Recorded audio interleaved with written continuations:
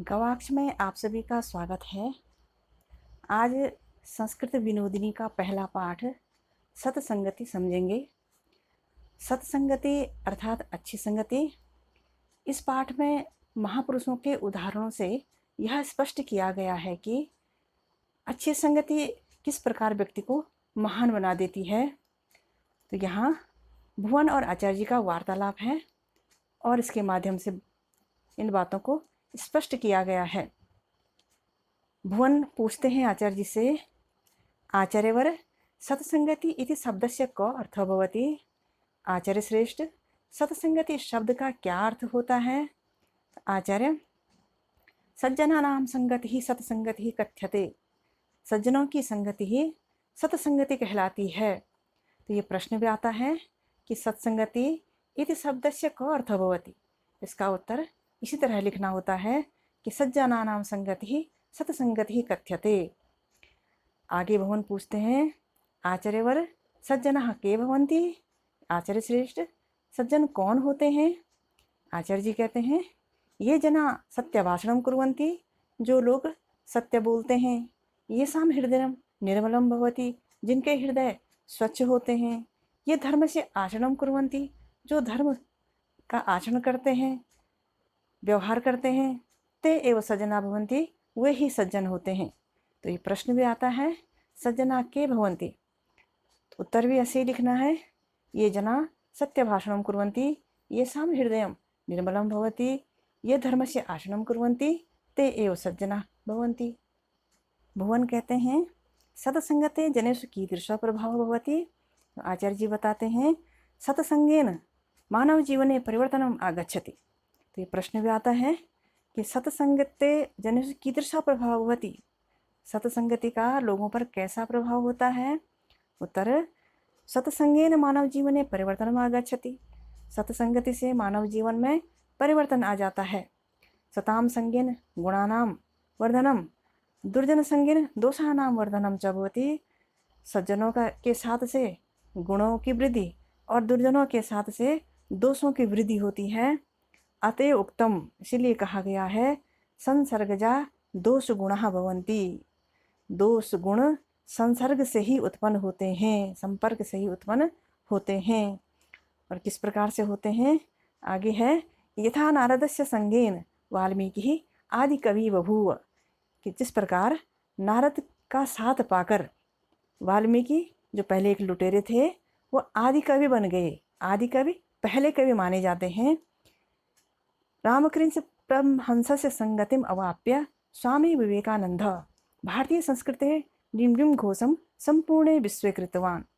तो रामकृष्ण परमहंस की संगति पाकर स्वामी विवेकानंद ने भारतीय संस्कृति का डिंडिम घोष, डंके की चोट से उत्पन्न आवाज़, जिसे बोलचाल में ढिंढोरा पीटना भी कहा जाता है, तो सारे विश्व में किया।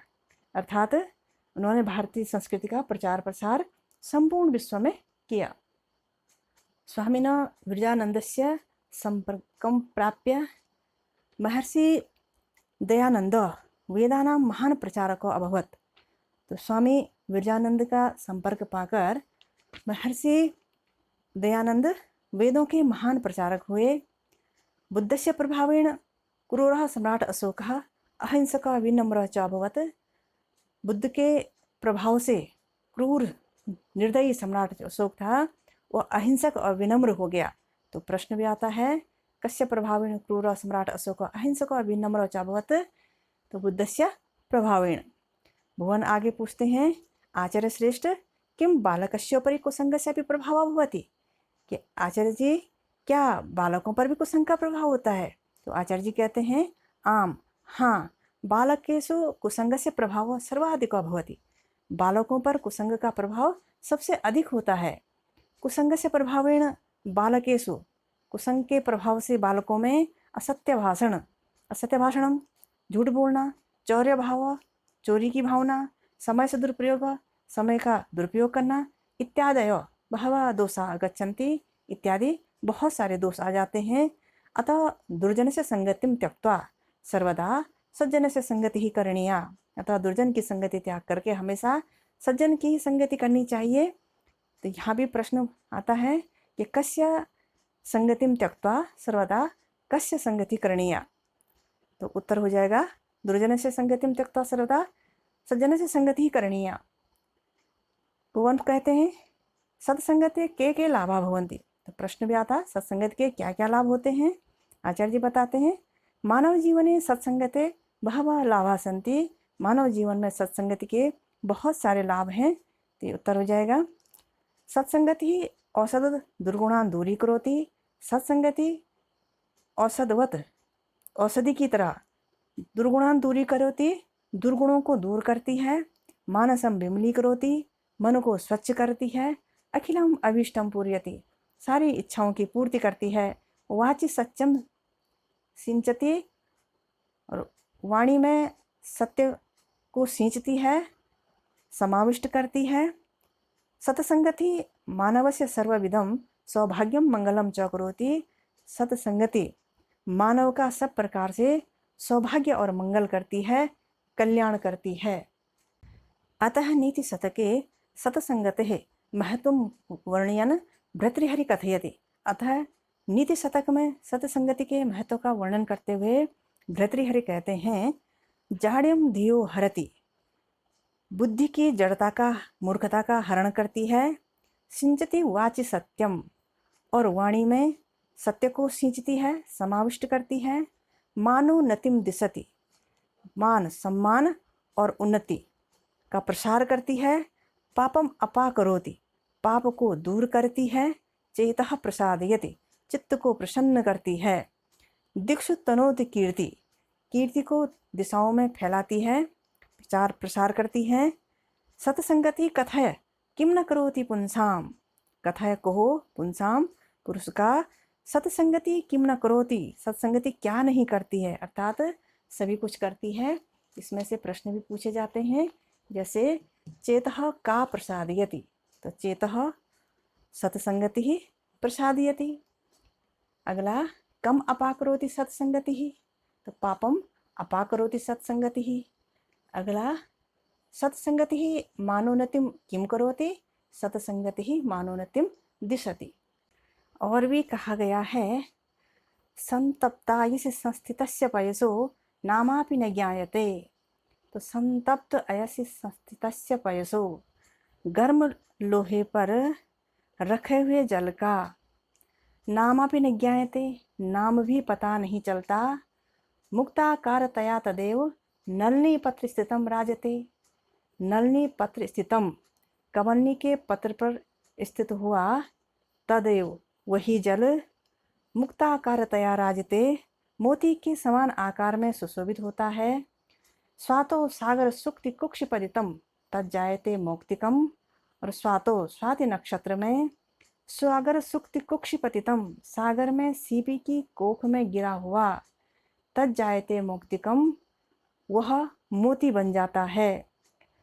तो प्रायणा धम मध्यमोत्तम गुणा संसर्गतो देहिनाम, तो प्रायण अधम मध्यम उत्तम गुणा, तो प्राणियों में नीच मध्यम उत्तम गुण संपर्क से उत्पन्न होते हैं, संपर्क से उत्पन्न होते हैं। अब इस पर आधारित प्रश्न कदा पयसो नामापि न ज्ञायते, तो संतप्तायसि संस्थितस्य पयसो नामापि न ज्ञायते, कीदृशं जलं मौक्तिकं जायते, स्वातो सागर सुक्ति कुक्षिपतितं जलं मौक्तिकं जायते। जलस्य अस्य पर्यायवाचि पदम श्लोकात् चिनुत, उत्तर पयसः। संपूर्ण पाठाधारितः अभ्यास प्रश्नः। पहला अधोलिखितान् प्रश्नान् उत्तरत्। क सत्संगतिः इति शब्दस्य क अर्थः। उत्तरं सज्जनानां संगतिः सत्संगतिः कथ्यते। ख सज्जना कीदृशः भवन्ति। उत्तरं ये जना सत्यभाषणं कुर्वन्ति, येषां हृदयं निर्मलं भवति, ये धर्मस्य आचरणं कुर्वन्ति, ते एव सज्जना भवन्ति।